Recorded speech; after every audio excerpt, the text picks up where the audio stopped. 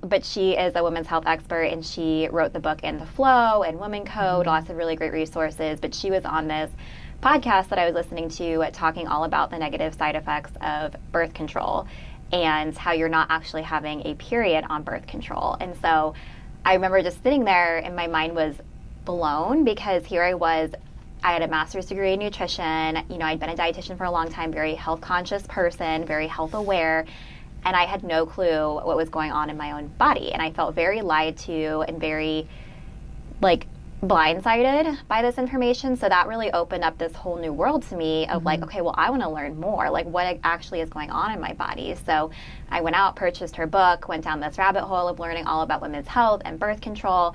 And I realized that there was so much harm being done, and that first and foremost, the reason I was put on it wasn't actually solving the problem. Yeah. I wasn't getting a true period on birth control. I was getting an artificial pill bleed. And it was making other things worse behind the scenes. So I made the personal decision after researching and educating myself to come off. And for the next 4 years, struggled with horrible acne, anxiety, irregular periods. And that took me down this whole other rabbit hole, because when I would go to the dermatologist or my doctor, they were just like, I kind of exhausted all my options, specifically with acne. That was the most forward-facing symptom I had, where it was like really confidence-wrecking and embarrassing and painful. And when I exhausted all my options of like antibiotics, spironolactone, tretinoin, facials, all these things, my dermatologist basically told me, well, your only option is to go back on the pill. And I actually left that office and I started crying in my car. And I was like, I know that isn't the answer. I know there's something deeper going on here. I just don't know how to figure it out. And no one's helping me. No one's giving me the actual root cause solution to deeply heal my body and my acne and my anxiety, etc. They're just giving me a Band-Aid medication, which got me here in the first place, as we'll talk about the behind-the-scenes mechanisms of birth control. So that's when I went into the functional nutrition space, and I got advanced training from a functional dietitian and graduated from that. And that's when I just started seeing all of these gaps in even the eating disorder space, where I just felt kind of stifled of like all these women were coming in with hormonal symptoms. One, of course, because they were under fueling, but two, they were just being given medication after medication to help, but that wasn't actually solving the problem. So I just felt like I couldn't help women in the way that I wanted to, which is what's resulted in me transitioning out of the eating disorder space and opening my own business, which is Nourished by Taylor, which I do now, to really help women get to the deeper root cause of hormonal symptoms and also transition to come off birth control so they don't have that negative experience that I did. So all of my career paths have been, I'm very grateful that they've been spurred by my own passion, my own experience, and that's what makes it something that I really enjoy doing and am, again, very passionate about, because I went through it and I'm like, okay, like this isn't right. Like there's a gap in the system. We need to figure out how to solve this. And like, I want to be part of that. Yeah. I feel like a lot of what you talked about, I resonate with. I was also put on birth control in high school for like irregular periods. And I don't know that I had the exact symptoms that you did, and probably maybe potentially still experiencing those, but learning about it has been a process. Yeah. Though when you presented, one of the things, and you just said it now, was that that I found fascinating, and I didn't quite know. I knew that some had described being on birth control as like being in a false menopause. And so that's kind of like the way I pictured it. But then you said it was like you're not actually having a period. It's a false fake period. Yeah, false bleed. Could you tell me a little bit more about that? Yeah. So the way birth control works, and this specifically is talking about the pill. I mean, the IUD is a whole kind of different story, but I think we can speak to the pill because it's pretty similar with most of the pills. But you have that last week, which is your placebo pill, or your sugar pill, or whatever you want to call it. And the way birth control works is it flatlines your hormones. So as a woman, we should be having natural ebbs and flows of our hormones. So if anyone's heard of the term cycle syncing, 𝗪𝘂𝗪𝘂𝗪 talks a lot about that in her book, In the Flow. That was my first time ever being introduced to that too, which as women, we should definitely know about that. But birth control flatlines your hormones, so you're not having those natural ebbs and flows in your cycle. It also suppresses the hormone progesterone, which progesterone is what causes you to ovulate. So when you're not ovulating, you're not actually, that internal process that prepares you for pregnancy or lack thereof is not happening. So the placebo pill, your last week, you're not ovulating, therefore you're not having a true period. I see. Okay. Yeah. So when it comes to like all the different ways things are working, like obviously you were experiencing a lot of anxiety coming off of birth control. Can you talk about like the way that like you've found that works with people, and what's really the root cause of that, like what's really happening when you rip that birth control out of their system? Yeah, so there's lots of internal mechanisms, which is why I really rely on functional testing in my practice, because there could be so many different things going on. I'll speak to a couple of the big ones that I see in my practice. So first and foremost, and my favorite one to talk about, is high copper. Okay. So copper is an essential mineral. It's a mineral that we need. But copper rises with estrogen. So when someone's being pumped full of artificial hormones for, let's say, like for me, 10 years, and most of the women that I work with, they've been on birth control for 10 plus years, that is raising estrogen. Your body, birth control also impacts your detox pathways, so like your gut, your liver, so your body has trouble detoxing that estrogen. It can also, with that rise in estrogen, cause high copper because they have a synergistic relationship. High copper can cause inflammation, and it manifests into different symptoms, and a lot of times it manifests in a way of mental health because excess copper is stored in your brain when there's too much of it. So anxiety, depression, ADHD type symptoms, brain fog, fatigue, insomnia, those are things that I see a lot. And then if we go a step further beyond just mental health, a lot of aches and pains in the joints. A lot of times I see clients with acne, because it's inflammatory, PMS, PMDD-like symptoms, mood swings, those types of things too. But I see high copper, I want to say, in like 75% of my women, and that's not something that anyone is talking about. That was something specifically in my functional nutrition training that I got, that I learned about, and it makes so much sense because of that rise in estrogen and your body's inability to detoxify it, because your body can't just get rid of that, especially if it's been kind of building up over all these years. So that first and foremost is something that I look at with women.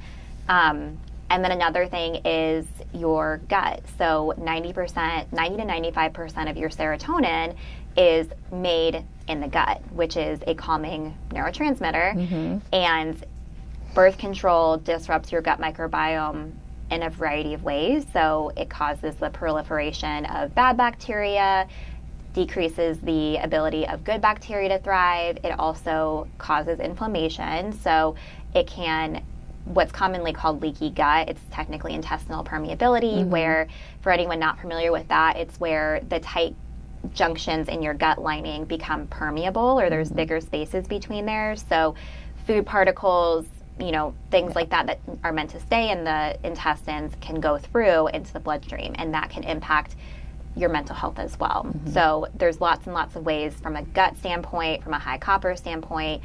And then there's also research showing that birth control impacts the structure and function of your brain. It blunts cortisol, kind of leading you in this like inability to manage stress when it comes at you. So there's a variety of ways that it functions. But those are some of the things that I kind of talk about and see the most in my practice. Okay. Yeah. I use the image, I use my hands when we talk about like gut permeability with my clients, and like I kind of, do this, and that's, we want our gut to be like this, right? And so over time we separate, and that's where that food comes in. And so I think that's great that you are like finding those things out. So is there a specific test that you use, or tests that you use to determine and find these things out? Yeah. So I do functional blood labs. So for high-free copper, I look at copper in the blood. That's where I oftentimes will see high copper, and that's not something I don't think any doctor is testing. Especially that's one of the big ones that I want women to test before they come off birth control, because in terms of deciding what non-hormonal birth control method they want, a lot of them will go to the copper IUD, especially if they're, like most women, they aren't familiar with cycle syncing, or they're just scared if they don't want to become pregnant. They're like, well, I'll just choose this non-hormonal option, which can be fine for some women, but other women, if they have high copper, that's a recipe for disaster, and why so many women struggle on the copper IUD if they don't go through a high-free copper protocol, which I take my women through. So I test copper in the blood. I also look at other vitamins, minerals that impact copper, like zinc, 𝗬𝘆𝗪𝑝lasmin, vitamin A. And then I'm also looking at, I do a comprehensive stool analysis too, to look at like what's going on in the gut, inflammation, all that stuff. So those are two of the tests. And then I also test minerals in the hair, and that's something that I will also say depletion in minerals. The birth control pill depletes a lot of minerals that are calming. So magnesium, zinc, B vitamins, those types of things too, that can definitely impact mood, and those play a huge role in hormone regulation and signaling, gut health, mood, all that kind of stuff.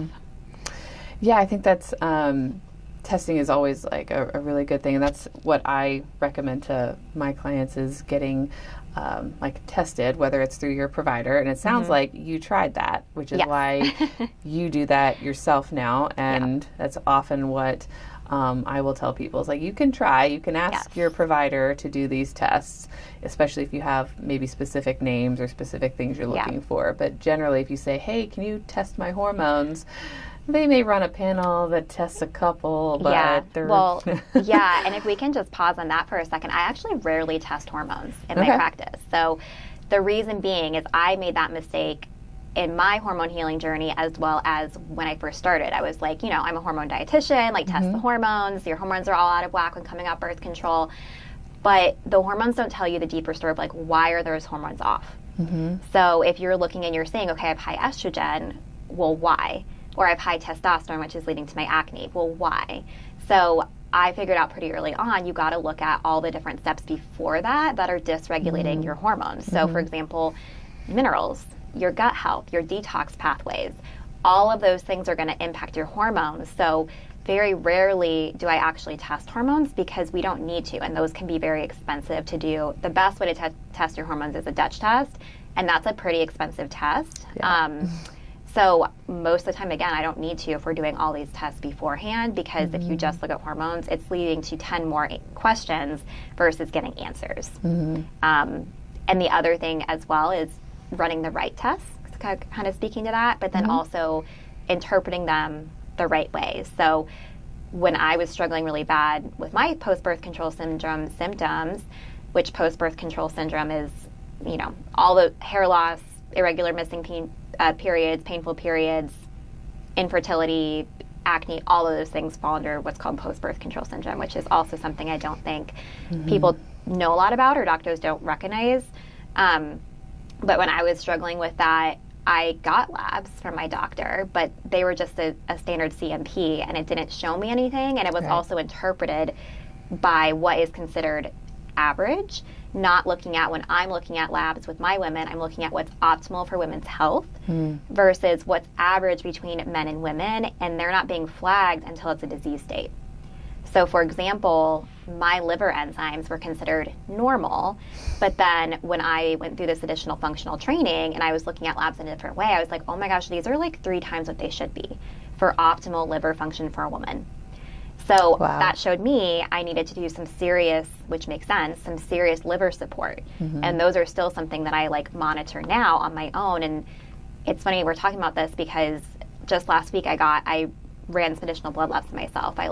As a dietitian, I can run them, obviously, but they aren't covered by insurance. And that stinks. But when I asked my doctor, when I was going through this functional training, I was like, hey, I would like these labs run. Can you run these for me? And can some of them go through, to see if some of them would go through insurance? And she flat out said, I don't work with functional providers, basically refused. And that was another instance where I just was like, screw you, I'm just going to do it myself.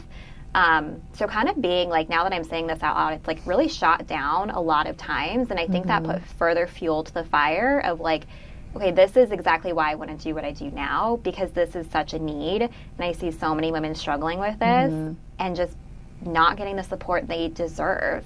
So I, to this day, will run labs myself, and they're not covered by insurance. But honestly, to me, my health is my priority, and it's important to me to feel my best, and that impacts my relationships, my business, my life. And so I would rather pay out of pocket for those things and know that I'm doing what I need to do for my body versus being declined and not getting those answers. Right. Yeah, it's extremely frustrating. I don't take insurance as a provider. And there's lots that we could talk about related to that, but we're not going to get into that today. But that's a conversation I have with a lot of my clients is you can try to go through your provider and you can see if it'll be covered by insurance. It's most likely not going to be, depending on the relationship you have with your provider. There are some good ones out there, but unfortunately I think many fall into what you've experienced, what I've experienced, is that those things aren't going to be covered. We won't even touch that. We won't run those tests because there's other things at play. Right, exactly. And a lot of times, this isn't to bash on doctors. It's, really they aren't, first and foremost, they're not trained to read those labs. So a lot of times if they don't know how to read it, they're not going to run it.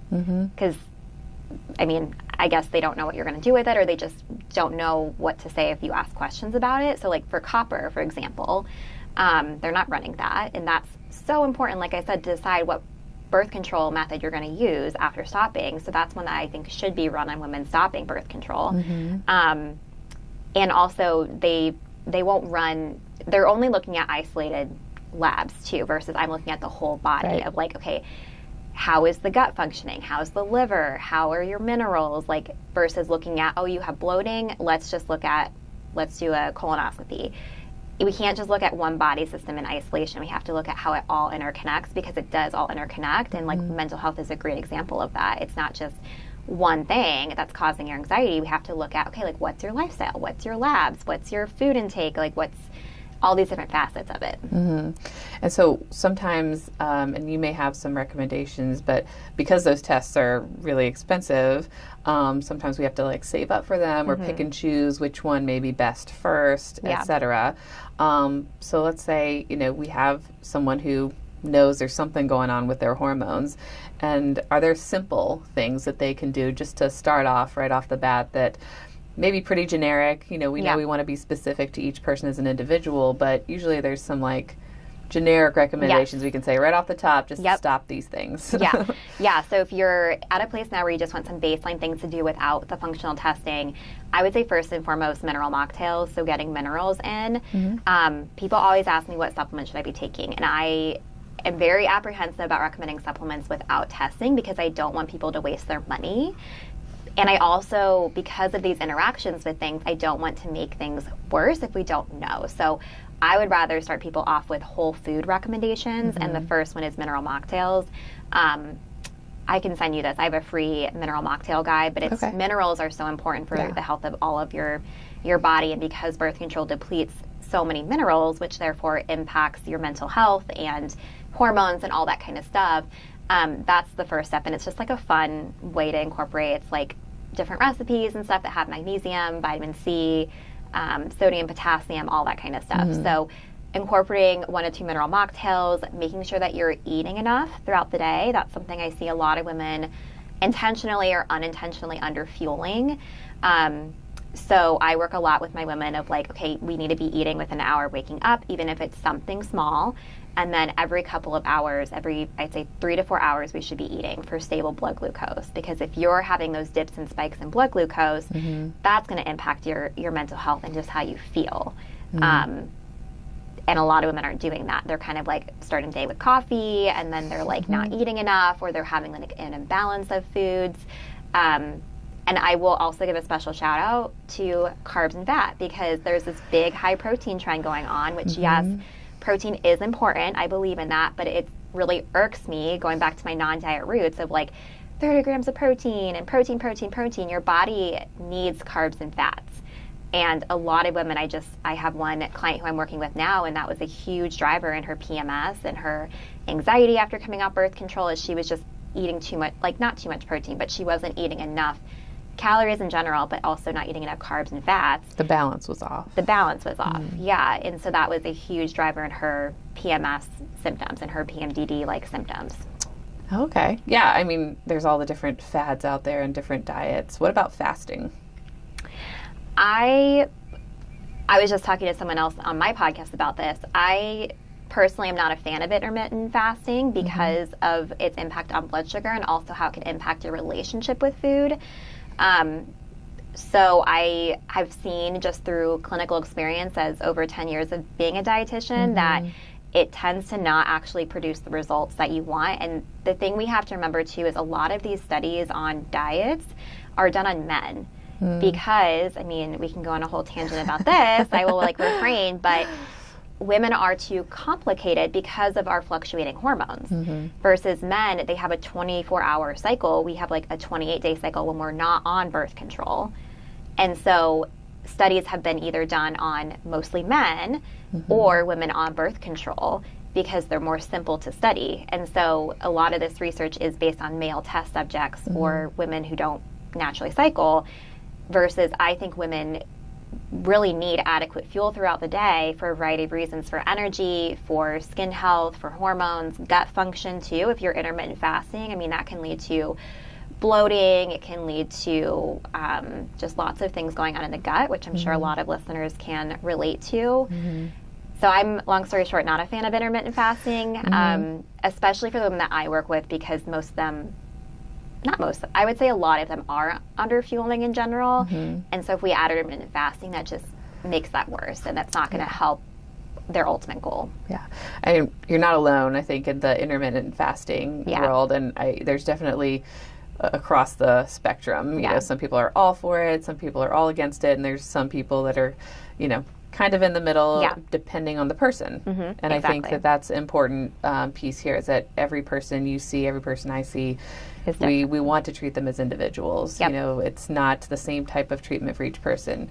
You don't probably, I'm guessing, give everybody the same list of tests you want them to take. You're going to hear them out, try to understand where you suspect their root cause is coming from, and test in that direction. Yeah, and I will say, over the past, because my business is about a year and a half old at this point, and after I was calculating it the other day for a podcast that I just did, it just launched today, but it was my 4 steps for coming out birth control smoothly, and I was like calculating how many women have I supported in this capacity, and it's been 25, and I was like, or 24, and I was like, that seems like small. Should I even say that? And then I was like, that's in a year and a half. That's like a lot, given that women work with me for anywhere from 3 to 5 months. You know, so over that time, with supporting that many women, I have really found that there's specific tests that I do look at. Like, I do look at copper, I do look at minerals, I do look at the gut, and there are some variabilities depending on the person's symptoms, but I found kind of a strategic way of like, okay, pretty much everyone needs these tests, so that's what I kind of incorporate in my VIP one-on-one coaching for women. Okay. Yeah, so I think that all of these things obviously affect our gut. When our gut is affected and we have that gut permeability, that leaky gut, as you said, it starts to affect like our mental health. Obviously, our physical health affects our mental health, and a lot of people say our gut is our second brain. I may sometimes even just say it's probably our primary brain. Yeah. You know, because what we feed it, what we feed ourselves feeds our brain. And so when it comes to like the stress management, as you said, or the anxiety or depression, or some of those more like mental health specific symptoms that you may see in your clients, when they're starting to like come off birth control, or maybe they've been off for a while, are there any specific like recommendations you have for things that people can do when they start to notice those symptoms, or they're hearing this conversation, they're like, oh, I have all of those, and I did do that, or I am on birth control, and what can they start to do? Yeah, so I think beyond, the basics that we talked about, which I don't want to say basics, like beyond the foundational of making sure that you're eating regularly, you're fueling with balanced meals and snacks, you're drinking some minerals, I will always go back to testing to figure out exactly what's going on. So working with a provider who does the right tests and also looks at them from a lens of what's optimal for women's health versus what's average for men and women, I think that really is so important, because we have to pinpoint what's going on for you versus if you Google it or ChatGPT it. I mean, I've been there where I did, I wasted so much money trying to figure it out on my own, and I don't regret it at this point, because that's really what fueled me to open my own business and to do what I do now and love.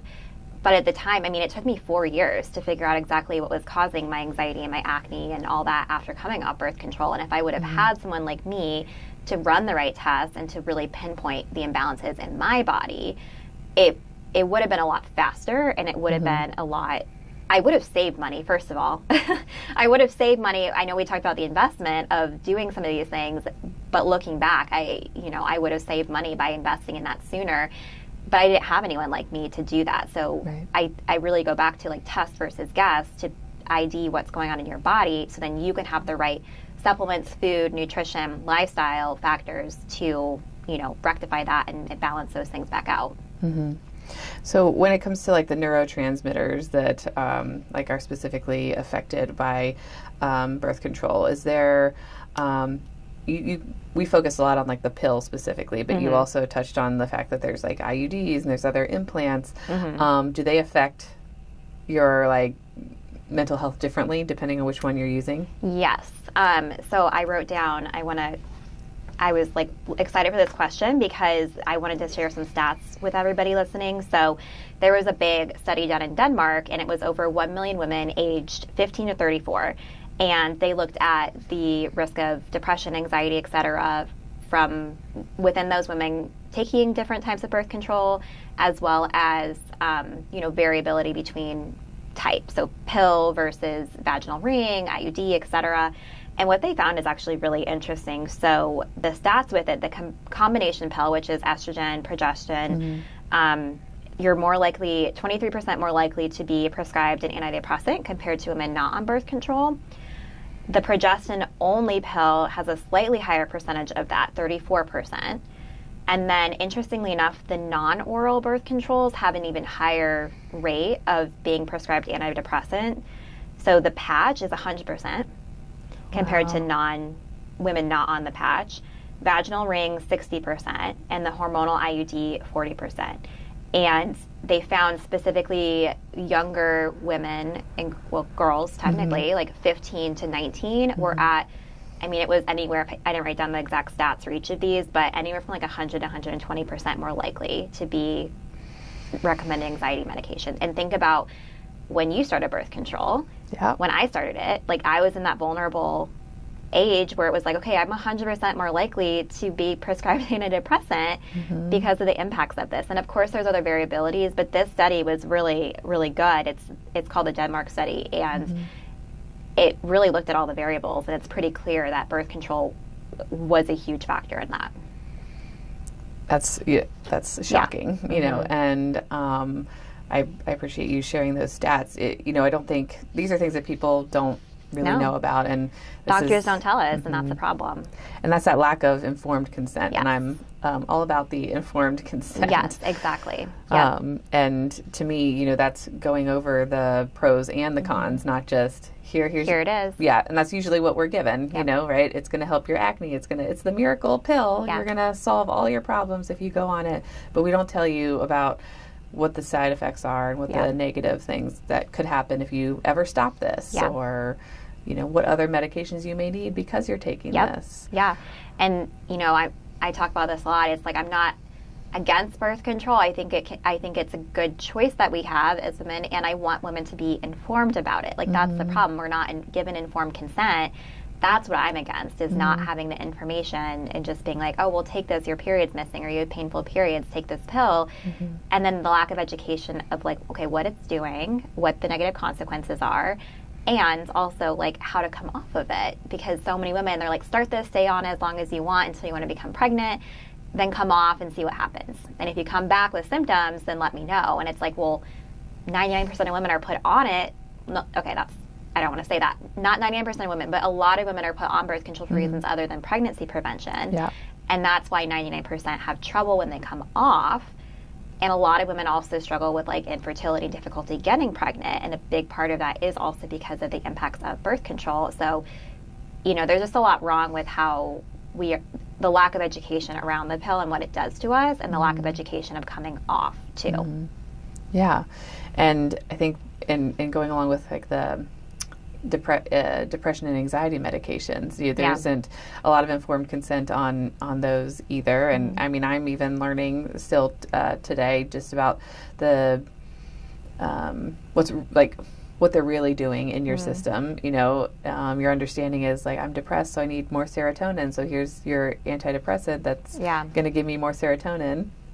That's not actually what it's doing. And you don't know that, and so it's you having to educate about like, well, you can also increase your serotonin by doing XYZ, by eating certain things, by exercising in certain ways. And to your point, like if your gut is all messed up, you can eat all the food that has all the serotonin in it that you want, your body is still not going to take that in. So it is like, it's not just a one change is going to fix all your stuff problem. And I think that's what a lot of people want, right? They want that pill. Take this pill and my problems go away. And, so when you see people, for example, how long would you say it takes for them to really start to see those, the big results? They're going to start to see them, I'm sure, pretty quickly, but to see those results they're looking for, how long on average would you say it takes? Yeah, specifically talking about like mental health, anxiety symptoms, or just in general? Any of them. Yeah, so I have different capacities that I work with clients. I will say, I mean, the number one, if someone can, is my VIP one-on-one coaching, because that's where we do all the functional lab testing. We do a 75-minute deep dive call with me, and then we regularly check in. And I require a minimum of 5 months for that. Because for coming off birth control, I recommend a minimum of 3 to 4 months of prep. So we ID through the deep dive assessment and then the functional labs, what are imbalances that have been there for a long time that birth control masked and or made worse. So kind of put like gasoline on the fire. And then we're working throughout the next 4 months to, that first month is kind of that information gathering stage. The next 4 months are, okay, let's like balance these things out so you can have a smooth transition off without painful periods, mood swings, etc. So all that being said, depending on the person, it can take, I will say, you know, there are some symptoms that are harder than others. So like acne is one. Your skin is one of the last things to change.